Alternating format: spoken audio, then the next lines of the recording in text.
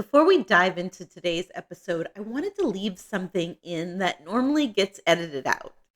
Deandra and I started talking before I officially hit record for the interview, and what unfolded was such an honest conversation about grief, compassion, and our shared humanity that I couldn't bring myself to edit out.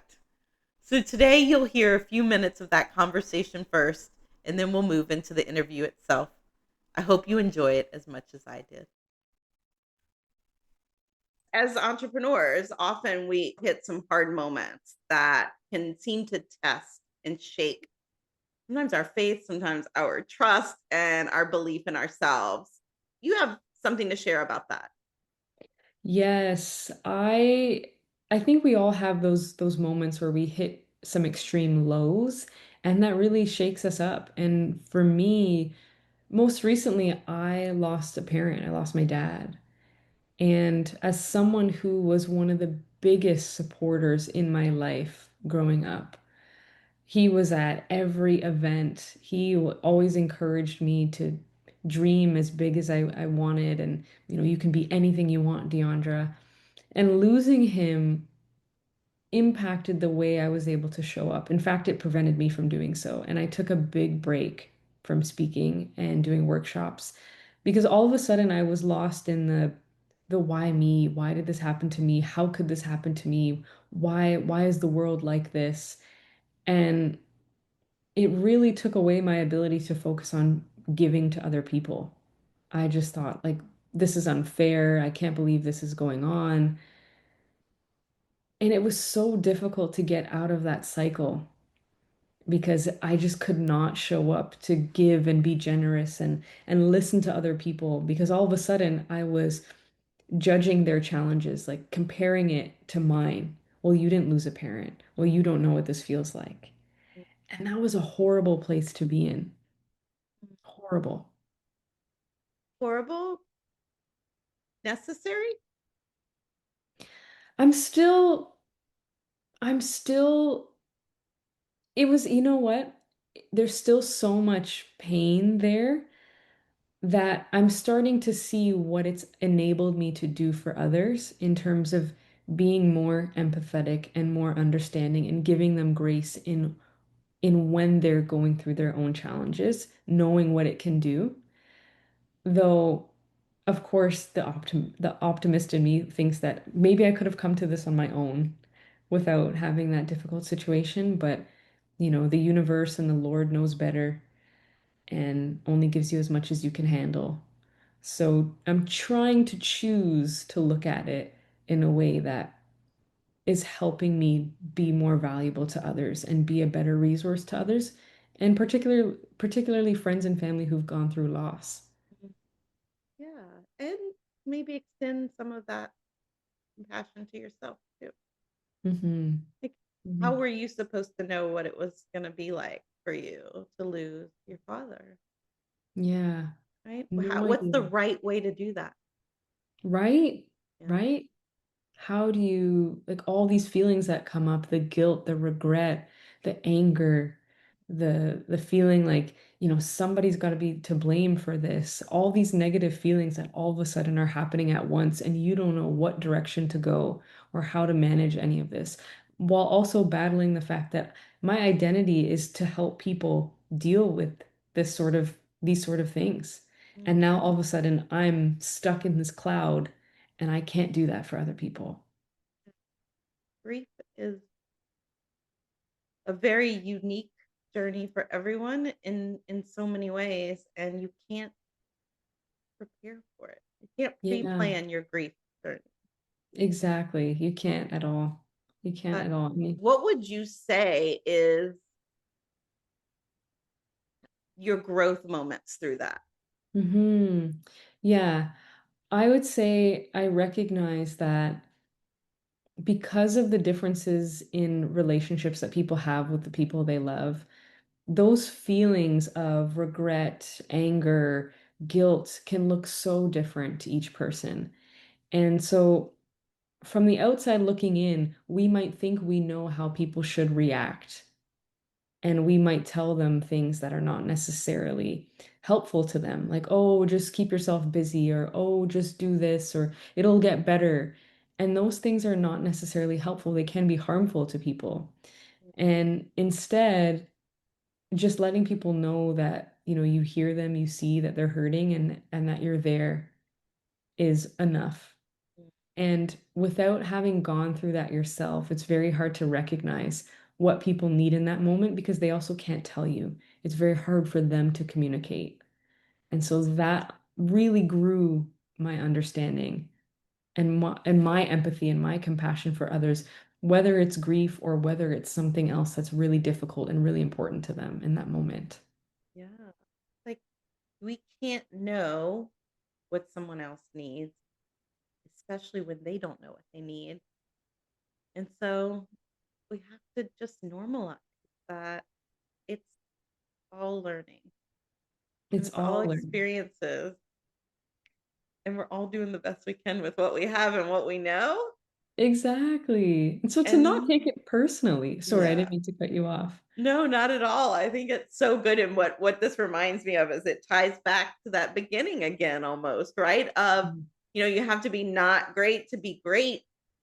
You can't know what grief is like for you until you've gone through grief. And honestly, another experience of grief is going to probably be completely different for you. Exactly.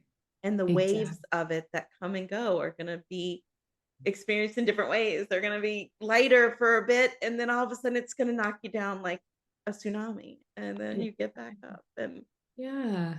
And oh, being able to see that in others and therefore looking at their behavior and what they're going through with no judgment mm, is really valuable, not only in my position as a workshop facilitator, or speaker, but just as a person. It really allows you to give them the space that they need and not take things personally because it's really not about us. It's just about their ability to deal with it and the tools that they have. this is a really beautiful view of how we're all serving, no matter whether you see yourself as a server or not. I mean, you are serving people in some way. And just how human we all are. And the more that we can embrace our own humanness,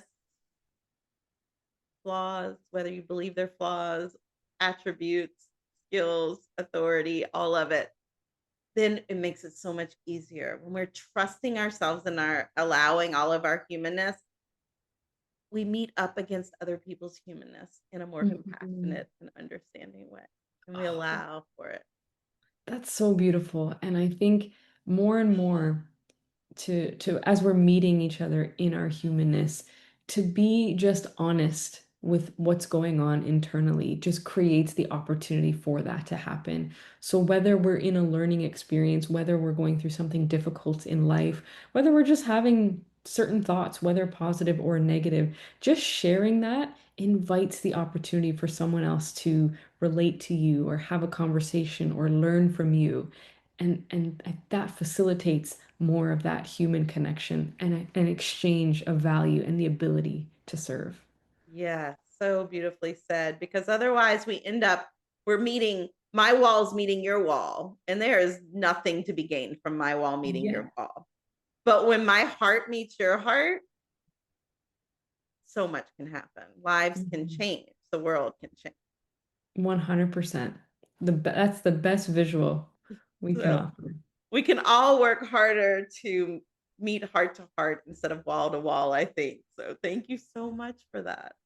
My pleasure. My pleasure. I'm glad we got to chat. Welcome back to the Self Trust Solution Podcast. I'm your host, Dawn Lede, the Self Trust Coach.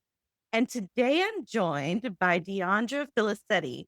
Diondra is a learning and development professional, best-selling author, and two-time TEDx speaker. As the founder of Driven by Co, she helps organizations enhance performance through workshops, leadership programs, and communication training designed to truly engage people. She's also the author of Engagement Economics, where she explores how employee engagement drives real business results. But what I'm most excited for you to hear in this conversation is the early season of Deandra's work when she was already creating powerful results for her clients, but still questioning whether she was actually qualified to do it. So, Deandra, I'm so glad you're here. Likewise, Dawn, thank you so very much for having me and for such a kind introduction. That was lovely. Thank you. Oh, we are very happy you're here because I'd love for you to take us back to the beginning of your speaking and workshop facilitation. What did the season look like for you? And maybe I'd love to know what would we have noticed from the outside in contrast to what was happening internally? Yeah, see, this is a great question. And I love sharing this because so many people see where I'm at now and they're like, oh, that's really impressive. You've done a lot. But and then, when I hear them talking about what they want to do, I'm like, yeah, go for it. You got to start. You got to not be great before you can be great. So get there and start. And so when I first began my speaking journey, I was definitely nervous. I did not know how to properly structure presentations. I did have a natural skill for it, I have to say. Um, but there's a lot to learn to perfect and refine presentations. And so when I first started out, I was really just leaning on, whatever I had within. And that really didn't come across as the most confident speaker. I was still effective, however, but there was nerves. You might see my hand shake a little bit. You might see me putting my hands behind my back. You might see me rambling on a little bit or not know exactly what to say. And it took many instances of that to learn and refine and to change what I was doing until I was able to design something and feel confident about what I was designing. Mm, yeah. I love that you said in order to be great, you have to start out not great. And it's so true. It's true of everything, right? Like you have to Yeah. not have it in order to get it. Exactly, And exactly. it's going to apply to so many things. And it's important that we normalize the not having, the not great, because it is the starting point to great and to having. Exactly. You can't just go and learn. You can't just sit in a classroom or absorb a video and think that, oh, I'm going to take all of this and apply it and it's going to come out right away. No, you have to fail. You have to feel what it feels like and how it applies to you and your life to then make the necessary adjustments that will allow you to be great. And so if you don't go through that exercise, you're delaying your greatness. Not only that, but you want that. You want those failures because otherwise you aren't on the path to greatness. You're on the path to mimicry. Mhm. Exactly. Oh, that's such a good point. That's You're such a good just point. trying to model what you learned on the video in your example, right? Like you end up just being a carbon copy, not Yeah. you, which is great already. So the whole Yeah. point is to bring all of you to it. Exactly, exactly, and then all those failures when people ask you questions and you're able to show your deep learning and lessons, you often lean on the failures more than the successes anyway. Like, 100%. "Well, I learned from this experience, and here's what I would do differently." I find those to be much more valuable than the great times. And connectors, because people connect to those stories and those deepenings. And I often talk about meeting the edges. Like we're always meeting edges. And those stories of meeting the edges and softening them or moving through them or are what make us so interesting. 100%, Yeah. 100%. So you Yeah, were getting great feedback from clients at this point. So there's the nerves, but you're still getting great feedback. People thanking you, seeing the impact, but internally you were still questioning yourself. Tell us what yeah. that disconnect was like. Yeah, yeah, it was difficult. I really lacked self-confidence because I'm not exactly sure what I was looking for looking back on it now. Um, as I was going to all of these different presentations, people would have asked for me to come back and ask me to speak on this. So I was doing something right, but yet I wasn't convinced that what I was doing felt like the thing or felt like it was in its final form. And unfortunately, I didn't know what it was that I needed at the time. Mm, So that was the tough part. And on top of that, because of that, I felt nervous to charge what I was worth.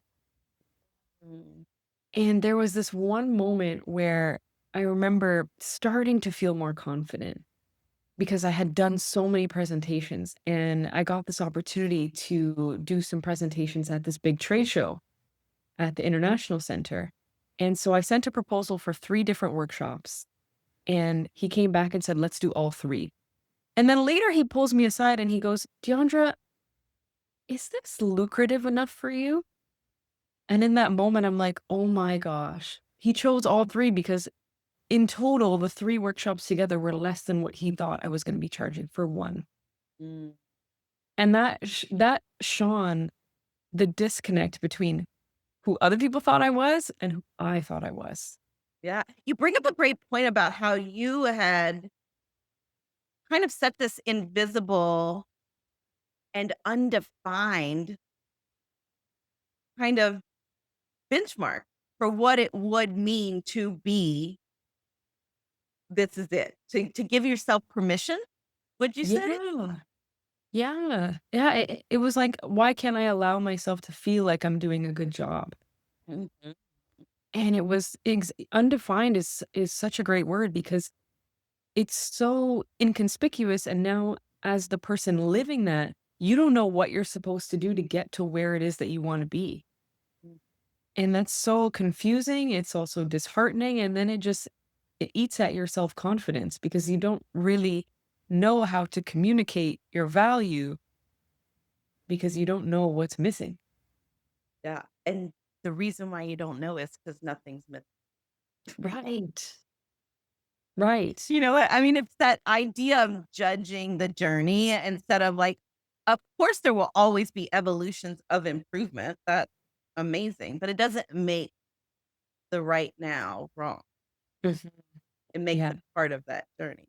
Just like this, exactly. you have to not be great before you're great. You have to be amazing before you can be exceptional. You have to be exceptional before you can be expert. Exactly. Exactly. So you were just at different evolutions that but I bring that up too because that it is that permission piece, if we will, right? And we make it into like it's this thing we have to wait for. And it's gonna Yeah, feel a certain way when we get there. We're gonna know it then instead of it's the permission that you have available to extend to yourself at every moment. exactly. And to this day, I really think about it's the belief or the self-efficacy that we have. And I realize that the limit of what's possible for us is defined by our belief in ourselves.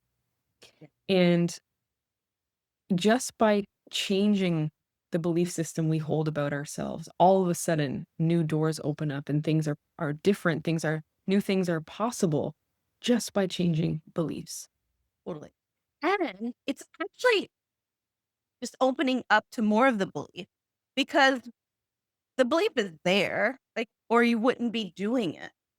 But you're Mhm. so focused on what I find anyway, and you can tell me if you see this as well, is that we just spend so much time trying to allay our fears, push away the not wanted instead of turning toward all the wanted. Yeah. That is right there. Yeah, Like, yeah, here's this whole buffet over here, but I'm focused on the tiny kids meal that got placed in the kids' place next to me. And I'm like, "Oh, yeah, I'm only gonna get this kids meal." right. And I can't help but look back and think, why was I doing that? Why? I had got no good answer, but why? 'Cause you're human. That's what I would offer to you. It really is our way, right? And we either learn through necessity, like, Yeah. or it gets to a point where we're like, it's harder to refute this than it is to just accept that I'm good at this. Mhm. Yeah, yeah. So what do you think happened for you if it were one of those 2 things? I think it was learning to let go Mm, of that and realizing that if I continued down this road and continue to just focus on the kids' meal. That's all I would ever get. And so why not just try something a little bit bigger? Why not try on, you know, a new set of pants that are bigger and see if I can fill them? Stop making yourself small. Mhm. I love that. It's so good. So what changed in how you would introduce yourself or speak about your work after that? You've now recognized that you are way more valuable than you're charging. Clients recognize that. And so they're like, yeah, give me more of you if it's gonna take it all. What changed after that in how you introduced yourself and spoke about your work? Yeah. So then that led me to start talking about the results more than who I was. Mm, So I started focusing on, okay, I'm creating engaging learning experiences. And as opposed to, defining myself, oh, I am a speaker that does this, this, and that. And in reframing it to the results I could deliver, all of a sudden I was more confident because guess what? I knew I could deliver those results. mm, So I encourage people listening to this, focus more on what you can do for others than who you are yourself. Because we try to create this persona or we try to create this box that we put ourselves in and define ourselves this way. But instead, if we focus on the value that we already deliver, that other people already see, all of a sudden, it's proof that we are who we are, or we are who we say we are. mm, And so that reframe towards creating engaging learning experiences that support people's communication and leadership skills. I can deliver on that. And therefore, let's reframe and talk about that. Is that what you, Mr. Client, Mrs. Client, you want an engaging learning experience for your learners? I can deliver that. when we try and price based on our value as humans, it feels terrible because the truth is you are price. Exactly. There's no price for that. But when you think about the service I provide and the results I help my clients get, then that's easy, right? Exactly. So how did Exactly. you begin to trust the results more than the doubt at this point?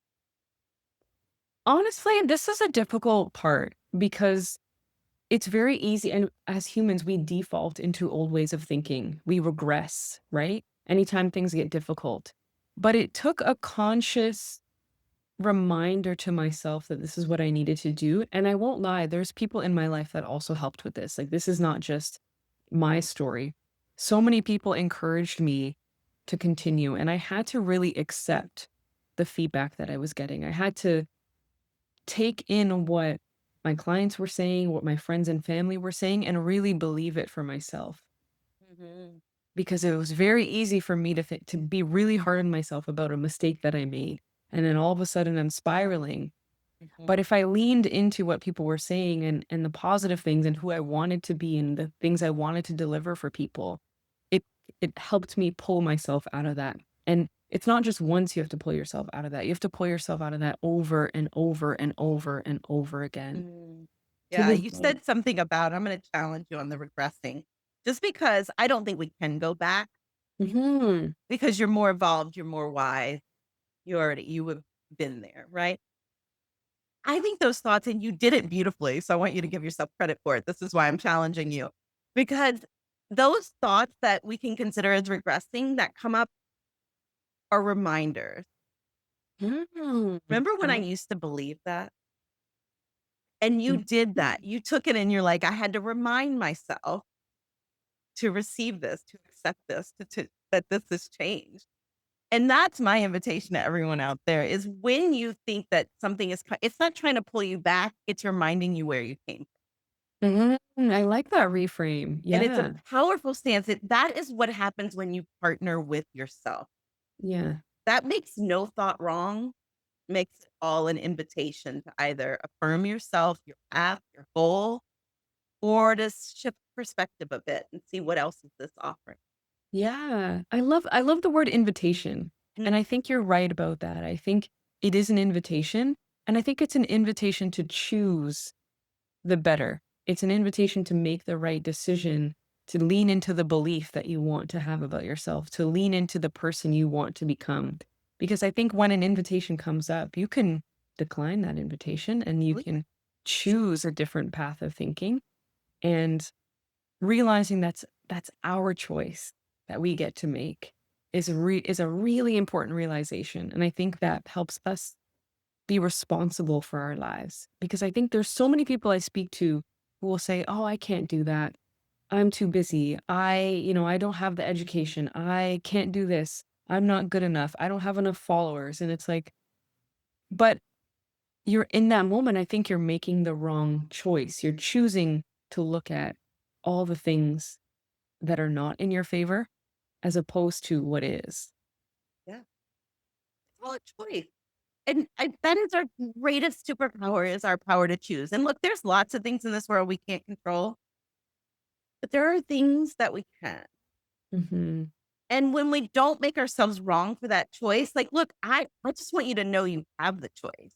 So I can choose to look at all the reasons why I can't do this. I can fight for not being able to do it. That is actually my right.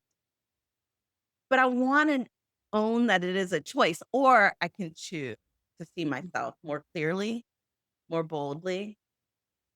And both of these, I'm not wrong, whichever one I choose. I just want to Mhm. make a clear, intentional decision and know that I may choose today to fight for my limitations Yeah, yes. and have my own back on that.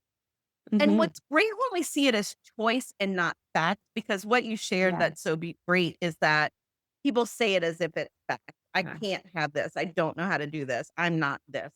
All of these declarations, if you will. You Yes. can make the same declarations on the other side. But when we own them as choices, I'm choosing to focus there. I'm choosing to believe that a choice can be changed. A Yes. declaration is so much harder to change. An Yes. identity that you've placed on yourself is so much harder to change. Choice, easy. Today I chose to wallow a bit in self-pity. Yeah. Tomorrow I'm Yeah. choosing to pick myself up and push forward. Yeah. 100%. 100%. Yeah. So for someone who's listening who is in that same place of kind of doing really good work, but still questioning themselves, getting to external feedback that it's good and not receiving it internally, what would you want them to understand? I want them to understand that think about what's beneficial for you, right? Is it beneficial for you to stay in that mindset? Or is it beneficial for you to lean into that? Mm, And why take that away from yourself? Why do yourself that disservice? You can still strive to become better and strive to improve, but at the same time, lean into what you're already doing well and accept that feedback. Let it add to you. Let it be a building block. mm, And yeah. that's hard. Like that's easier said than done. And I get that because I think if I received that advice in that moment, I might not have listened to it. I Mhm. might have said, yeah, but Wanna hear yeah. all the buts after that as a coach, and anyone who's experiencing that right now, I would invite you to finish that sentence. What are all the buts? Yeah, but what? Because Mhm. just getting them out is so powerful, and then you can look at them objectively and see, do they hold water? Mhm. Mhm. Are these buts actually something I wanna avoid? Are they Right? actually probable? Because sometimes the buts are way out there, and probably it's not gonna happen or like Yeah. 1%. So do we want that to drive your decisions? Yeah. And then the best piece of advice I also heard to couple that is that, there's someone out there right now who's less qualified than you, who's doing more than you. Mm, And so why are you holding yourself back when someone's out there who has little to no education, who just has the audacity to go and do it? yeah, So where's yours? And I thought, oh my gosh, if I'm sitting here wallowing in whether or not I'm the person I say I am, and if I want to reach this goal and I'm not there yet, if someone's just out there doing it, why can't I just go and do it? yeah. How many people am I not helping when I'm focused on what Yeah. what I can't do or what I'm not doing? Mhm. Yeah, Mhm. yeah. That's a good point too, because as a speaker, that's one of the things I remind myself before I go on stage. It's not about how I sound. It's not about whether or not I make a mistake. It's about, am I saying the things that these people need to hear in this moment to actually make a change in their life? And as soon as you start thinking about that, all of a sudden your focus is on how do I bring more value to the table instead of am I being perfect on stage? Right. Ex- So tell us a little bit about your work now, what you're doing, who you love supporting. Yeah. Oh, I love talking about this. So like you mentioned, I'm in learning and development and I essentially create engaging learning experiences. So what that looks like, typically a workshop, or sometimes a speaking engagement, but in a workshop, we get to do more activities. And so I'll be with a client with their team for an hour or 2 hours or 3 hours, depending on what it is that we're working on. Communication, leadership, team engagement, and we'll do a series of activities. We will It'll be a combination of lecture-based learning, video learning, conversation, and different sorts of practice activities that enable them to practice the skills that they need to put into place. Mm. And in the design of that workshop, it's built in that these people are contributing to their own learning and leaning on their own experiences. So it's not just like, oh, I'm coming in for a lecture, for a lesson today. No, it's not like that. It's how do I take my own experiences and shift them or shift what I'm going to be doing moving forward with this new information. And let me practice that first so I can see what that would look like. I can get my questions out, and then that'll change me moving forward. Yeah, and other people. And other people, It the changes ripple the effect. learning experience for everyone, right? But when everyone's engaging, they bring something different to the table, it sounds like, and so that Mhm. can really amplify the learning for everyone. Exactly. That's where the value is. Everyone has such unique experiences that my creativity alone could never create something as engaging as if it's co-created with everybody else. Mm. Now, is this in person? Is it virtual? Tell us a little bit about that. Yeah, I do both. I prefer in person, quite honestly. I find virtual is a little bit more difficult to engage, but it can still be done. There's tools available to us. We can do polls, quizzes, activities, but I do prefer to be there in person with the client and their team. We have all this great technology, and I love it too, but also anytime you get a chance to be in person, so Mhm. good. Yeah, there's Yeah. something different about it. So where can people connect with you and learn more about your Yeah, this is a great question. You can find me online. All my socials are at Driven by Co. So that's Instagram, Facebook, Twitter/X, YouTube as well. I post a lot of YouTube content, like educational stuff around speaking, around engagement, all that sort of thing. My website is drivenbyco.com. Um, and on LinkedIn, you can find me if you type in Driven by Co or Diondra Filicetti. well, we're gonna include all of Deondra's links in the show notes. Deondra, this conversation is such a powerful reminder that self-trust doesn't always come from a big breakthrough moment, right? Sometimes it's through repetition, through continuing to do the work, learning, refining, and allowing the evidence to catch up with what's already true. Yeah, That is and your story really shows how often we're already creating results long before we fully believe in ourselves. This is the work that I do so often is that identity gap. So, thank you so much Mhm. for being here and sharing this with us. That was so beautifully summed up. I think that's exactly what we need to take away from this, those small moments, those small changes, and those small choices. So, Dawn, thank you so much for having me. It's been a pleasure to chat with you today. Yes, and for those of you listening or watching, if something in this conversation resonated with you, notice where you might already be further along than you think. And if you have a self-trust story to share, I'd love to hear it. And if you're ready to create your own, I'd love to help you claim it. Visit theselftrustcoach.com or click the link in the show notes for details. Don't forget to check out all the links for Deandra. And of course, make sure you're subscribed so you don't miss any of the incredible stories ahead. See you next